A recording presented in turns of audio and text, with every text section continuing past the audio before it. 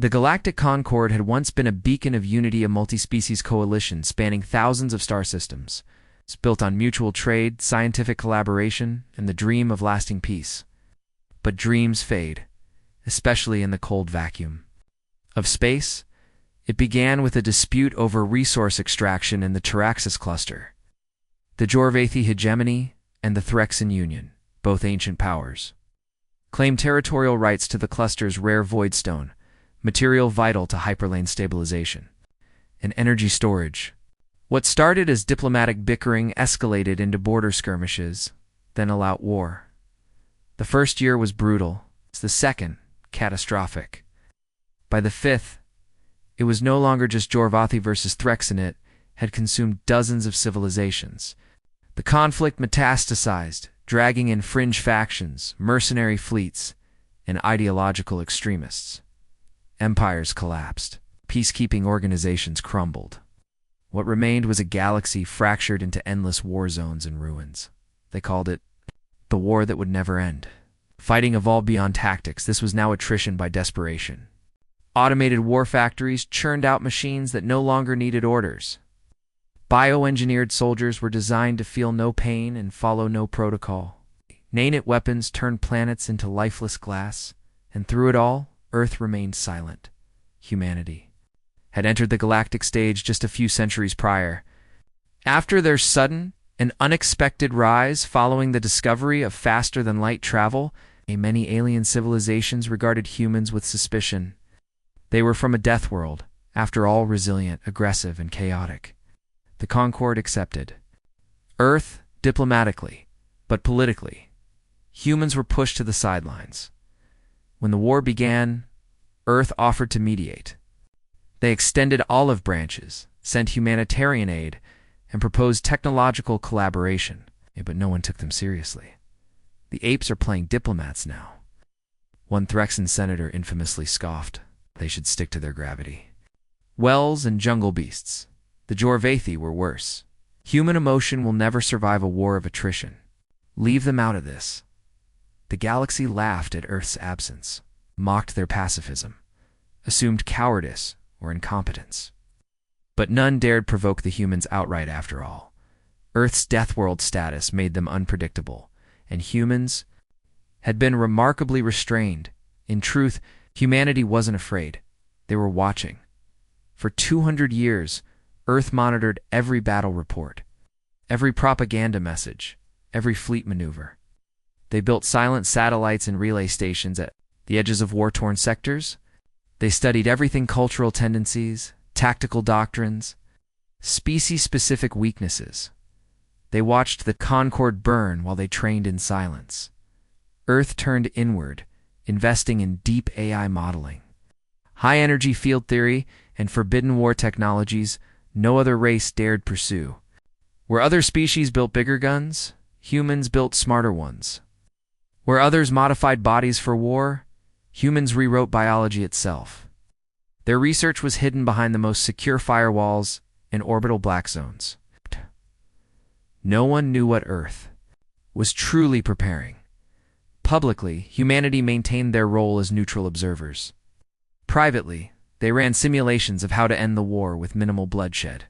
Hundreds of them, thousands of Earth, was not waiting for a side to win. They were waiting for the right moment when both sides were weak, exhausted, and desperate enough to listen. The moment came during the Siege of Drovax, the largest naval engagement.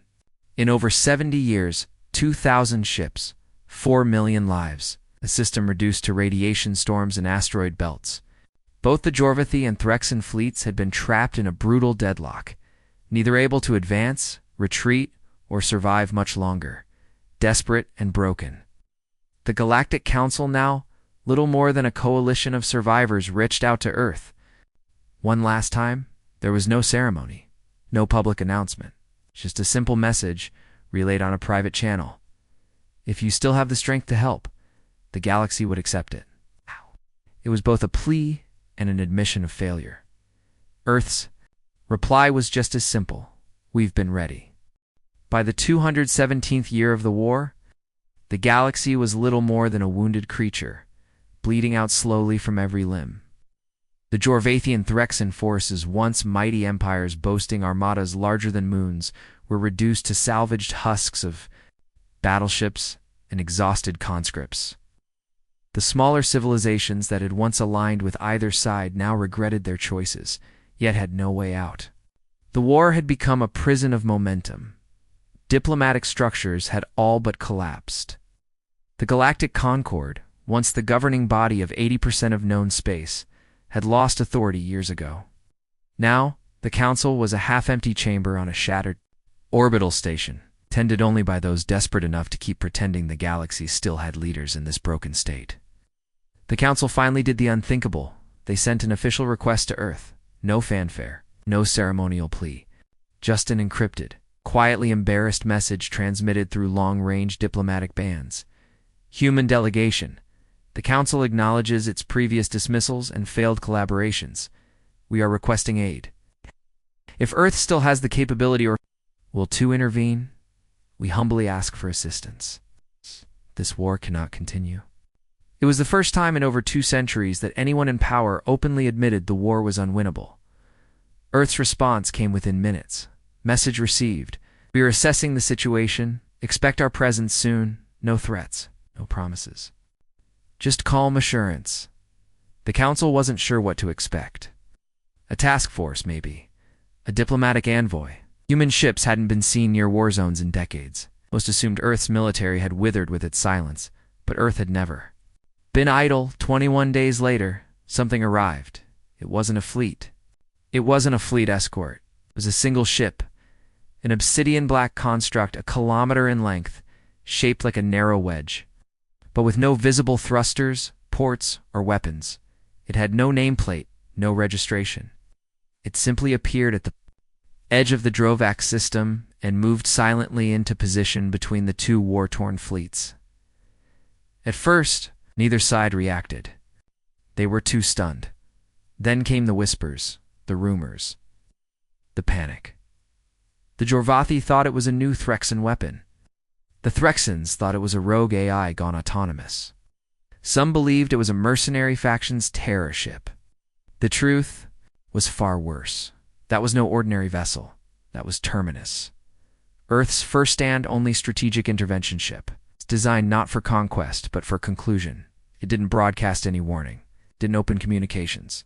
It simply acted. Within minutes, 5 Threxan warships went dark powered down, as if their reactors had been drained by a black hole.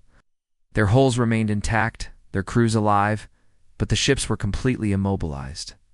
Their weapons wouldn't fire. Their engines wouldn't respond. The Jorvathi fleet tried to capitalize, assuming Earth was siding with them. That was a mistake. Their dreadnought Ravager's Claw was struck next. It didn't explode. It dissolved. A low-frequency graviton. Pulse unspooled the ship's molecular cohesion.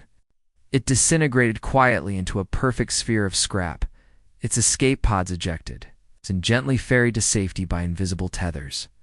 Everyone watching began to understand. Earth wasn't here to choose sides. It was here to end the war. Every channel, every signal, every open band across the system suddenly broadcast the same message in a dozen major galactic dialects. This war is over. You may now go home. The voice was human, female, measured. Not cold, but not emotional either. It was the voice of finality. Some panicked. A few captains ordered a retreat. Others, fearing a trap, prepared to fire. That was the last command they ever gave. Terminus acted again, non-lethally disabling entire cruisers with precision strikes no one could even detect. Until it was over. The fleets were frozen in place. Officers shouted. Command lines broke down. Crew members stood in silence, staring at screens showing their weapons offline, their communications overridden, and their ships surrounded by nothing but silence. And still Terminus did not fire a single fatal shot that night. Hundreds of fleet commanders surrendered not to Earth, but to the idea that resistance was futile. It's not from weakness, but from recognition. They finally understood. Humanity had entered the war with complete control. And they weren't here for conquest. They were here for the end. Terminus didn't look like a ship of war. It had no weapon ports, no glowing reactors, no fleets escorting it in formation. To most observers, it resembled a floating monument, silent, black, almost ancient. But beneath its matte surface was a system so advanced, so specifically engineered, that no species could have anticipated what it truly was: a surgical weapon, a peace engine. The final word. Terminus was not a warship. It was the result of Project Terminus, a classified Earth program formed during the early years of the Galactic War. While the galaxy fought, Earth calculated. While others expanded their armories, Earth studied the very concept of war, how it emerged, evolved, and how it could be ended without annihilation. The project had three objectives: total conflict, neutralization, develop systems capable of instantly rendering any warship, weapon, or military force inert without mass casualties. Psychological impact delivery. Ensure the use of these systems would not only defeat the enemy but leave behind a lasting mental deterrent against future war. Non-occupation, peacekeeping. Prevent future retaliation by ensuring Earth would never need to occupy or conquer. Instead, Terminus would serve as a mobile reminder, present, but passive. Active only when provoked. Terminus was humanity's solution, and in the Drovac system, it was finally deployed. As both the Jorvathi and Threxan fleets struggled to comprehend what had happened to them, how their weapons wouldn't respond, how their engines refused ignition, how their AIs showed synthetic, Fear Earth's plan unfolded with chilling precision. Quantum displacement nets disabled propulsion systems by interrupting vacuum interaction. Nanoscopic infiltration spores shut down guidance systems with microscopic swarm AI. Graviton field. Inverters unraveled weapon systems mid-charge, transforming plasma cannons into harmless static. EM memory overwrites selectively erased command routines, replacing them with a single directive: cease all hostilities. Stand down. Await further instruction. Yet what disturbed the alien crews more than the technology was the restraint. Never killed, never retaliated. No beam of light, no explosion, just precision silencing. Aboard command bridges across dozens of ships, officers stared at lifeless control consoles. Status reports came back with one repeated phrase: combat capability null. No damage detected. All systems. Paused. The message was terrifying. Not because they were destroyed, but because they were undone, neatly, cleanly, and without effort. Terminus didn't just dominate. It demonstrated a level of control that no one had ever seen. It wasn't just power, it was mastery. And then the voice returned, echoing across open frequencies once more. This war ends now. There is no negotiation. You are free to return. Home, Earth will not interfere further unless provoked. You have 12 hours to comply. This time the voice carried more weight. Fleets that had stood locked in hatred for generations, firing on sight, exchanging atrocities like currency, now floated in silence. The Jorvathi High Admiral Varankith initiated full surrender protocols within an hour. The Threxan War Matriarch issued a unilateral ceasefire even sooner. Neither side consulted their allies. Neither offered terms. Both simply knew. If Earth had one ship that could do this, what else had they built? Aboard Terminus, there were no cheering human crews. Only silence. The ship was largely autonomous, guided by deep neural networks fused with human decision matrices. A skeleton crew remained on board: psychologists, peace strategists, military ethicists. Not warriors. At its core was Rhea Voss, commander of Project Terminus. She watched the fleet's power down from a transparent observation deck, her face unreadable. Terminus wasn't her victory. It was a tragedy she had prepared for too long. She had hoped it would never be used, but now that it had, the response was exactly what she'd predicted: universal surrender, followed by stunned silence. Within 12 hours, every fleet in the Drovac system retreated. No one fired a shot. Across the galaxy, word spread like wildfire. The stories exaggerated themselves. the ship that unmade war, the voice of Earth's wrath, the black ghost of peace. Some laughed. Others cried. But no one doubted that Earth had just become the most dangerous and most restrained civilization in the galaxy. 3 days after, the final fleet withdrew from the Drovac system. The Galactic Council convened again this time, not out of routine, but necessity. What remained of the council was a patchwork of humbled delegates, war-weary envoys and once-proud species now quiet with shame. They gathered aboard a neutral orbital platform newly designated for post-war negotiations. The Jorvathi arrived stripped of medals, the Threxans brought no ceremonial guards. Even the more arrogant minor powers entered the chamber in silence. Everyone was waiting for the same person, Commander Rhea Voss. When she arrived, she did not come with a battalion or armored escort. She stepped into the grand chamber alone. No armor, no ceremonial robes, just a black coat with a small earth insignia stitched on the collar. A tree growing from fractured stone. There was a stillness in the chamber as she stood before them. Not the kind of fearful silence born of intimidation, but the heavy quiet of beings trying to understand what they'd just witnessed. And who had delivered it. The acting high speaker, a serpentine diplomat from the neutral Orthan species, was the first to speak. Commander Voss, the Council thanks you for answering our call. We request clarification. Rhea simply nodded. You want to know what Terminus is? What Earth has done, and why? The Jorvathi grand strategist, looking more gaunt than proud, narrowed his eyes. Why now, human? Why not 200 years ago? Rhea met his gaze without flinching. Because 200 years ago, you wouldn't have listened. You mocked our offers of peace. You shut down every diplomatic channel we opened. Considered us primitive because we chose not to join your war. You thought you were weak. Growled the Threxan war matriarch, her voice unusually subdued. You let the galaxy burn while you sat in silence. No, Rhea replied, stepping forward slowly. We let the galaxy learn the cost of fire. You believed war was strength. That peace was a pause between victories. You believed peace was the objective. The room shifted with discomfort, not because she was wrong, but because she was frightened. Everyone knew it. A minor diplomat from the Ashari Combine raised a trembling hand. What? Is Terminus truly? No race we know has developed such non-lethal suppression technology. It unraveled fleets without killing a soul. Softened, but did not lose its weight. Terminus is not a weapon. It is a statement. Every technology we used is defensive, disruptive, and specific. We could have destroyed every vessel in Drovax. Didn't. Because this wasn't a demonstration of power, it was a demonstration of choice. A long pause. You ended the war.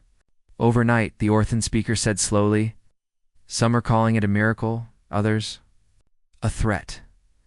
Rhea allowed herself a tired smile. Then they misunderstand what they witnessed. Earth has no desire for conquest. We won nothing. We took nothing. And we left nothing behind but silence. But you have the power to dominate. The Jorvathi muttered. What keeps you from doing it? Rhea's answer was quiet. We remember what it's like to be weak, to be mocked, to be burned. We earned our strength the hard way on a death world that kills anything unprepared. And we decided long ago never to become what we once feared. Another Threxan delegate leaned forward. Will you stay involved? No, Rhea replied. Earth will not occupy. We will not police your systems. Another war like this rises. Terminus will rise again, not to punish, to end. It wasn't a threat. It was a promise measured, terrifying in its certainty. As the council absorbed her words, many realized the true nature of Earth's power. It wasn't the tech, wasn't the ship, it was the discipline, restraint. Humanity could have raised the galaxy. Instead, it chose to save it from itself. As Rhea turned to leave, the Orthan speaker called after her. Commander, what should we call this moment in the history texts? She paused, then glanced over her shoulder. Call it what it is. The day war became obsolete. And with that, she walked out, leaving behind a chamber forever changed, and a galaxy now afraid. Not of Earth's wrath, but of its mercy. The war didn't end with the treaty. There was no formal surrender ceremony, no parade, no planetary celebrations. Instead, it ended with an absence terrifying. Unnatural stillness that rippled across the stars. The battlefields went quiet. Transmission logs that had been filled with centuries of threats, screams, and battle reports suddenly displayed ... nothing. Terminus had withdrawn from the Drovac system after the final ceasefires were enacted. It didn't need to stay. Its presence had already done its job.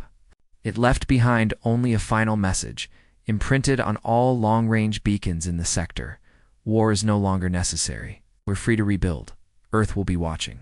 That last line echoed more loudly than any shot ever fired. Across the stars' worlds, scarred by generations of violence, began emerging from bunkers. Former enemies sent medical aid to each other with trembling hands. Planets once known for their strategic importance found themselves forgotten by the very people who fought over them. No species wanted to be the first to test Earth's resolve. Shipyards paused military construction. Academies retrained officers for relief work. 8. In many sectors, the word war became taboo, uttered only in whispers. The psychological shift was immense. The war had lasted so long that 3 generations had known only conflict. Soldiers born on warships had never set foot on a planet. Colonies raised under siege mentality had taught children that enemy was a synonym for everyone else. And now, there was peace not imposed by occupation, but by something more terrifying, the possibility of instant, total silence. The memory of Terminus lingered in every government meeting, every military council, every intelligence briefing. Humanity had shown them the edge of annihilation, and then deliberately chosen not to push them over it. The councils reformed the Galactic Council. Once a hollow shell of bureaucracy, suddenly found itself with renewed purpose. Earth refused to take a seat at its head, though the offer was made more than once. Instead, the humans offered technical assistance, peace facilitation algorithms, and access to Terminus-level deterrence protocols, but only if the Council agreed to one rule. No war, not now, not ever. To everyone's shock, every remaining faction signed the agreement unanimously, not because they trusted each other, but because they feared what would happen if Earth stopped trusting them. Commander Vosria Voss returned to Earth under no spotlight. She was not hailed as a war hero, nor treated as a conqueror. In fact, most people on Earth never even saw her face. Her role remained classified, her identity buried beneath layers of defense clearance. But among the circles that mattered, those who led, those who remembered, those who served her name became legend. She had commanded not armies, but restraint. She had written peace not with fire, but with control. When asked once, years later, if she had any regrets, Rhea had answered simply, only that it took them 2 centuries to ask. Terminus and Earth's legacy, TERMC, wasn't decommissioned. It wasn't needed to patrol the stars either. It became something else, a symbol.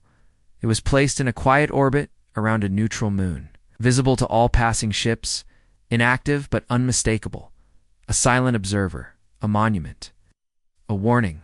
Some called it a god, others called it a ghost. But everyone knew if war returned, so would Terminus, and next time. It might not be so gentle. Earth's legacy became that of paradox, a death-world species that chose life, a civilization capable of total destruction, but more feared for the fact that they chose not to use it. Other races began to study humans, not for their weapons, but for their willpower. How had a species raised on a planet of extinction events, in constant threat, built the most effective peace engine in history? The answer was whispered in strategic think tanks and council halls, because they understand survival better than anyone. A new galactic age in time, the war was referred to in history texts simply as the Long Madness. Children on distant worlds learned about how close the galaxy came to collapse, and how it took a species once mocked and marginalized to save it. Humans, for their part, didn't boast. They returned to research, to rebuilding, to exploration. But in every corner of the galaxy, one phrase remained carved into memory, burned into the minds of admirals, rulers, and scholars alike.